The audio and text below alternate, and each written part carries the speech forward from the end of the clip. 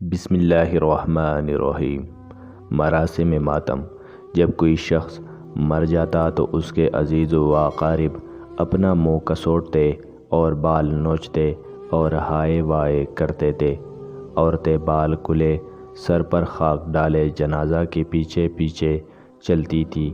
جسی طرح ہندوستان میں ہندو لوگ مردہ کے غم میں سر کے بال اور داڑھی مونچھ منڈوا دیتے ہیں، عربی جاہلیت میں عورتیں بھی اپنا سر منڈوا دیتی تھی۔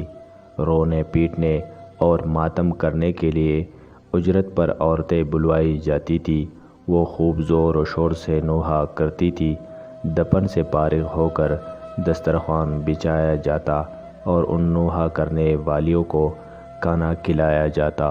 اسلام نے ان تمام مراسم جاہلیت کو مٹایا، لیکن تعجب ہے کہ ہندوستان میں مسلمانوں میں تیجا 10واں، 40واں، 6 ماہی اور برسی ابھی بھی موجود ہے، اور عرب جاہلیت کی تقلید میں شہدائے اسلام کا ماتم ہم اپنی آنکھوں سے دیکھ رہے ہیں۔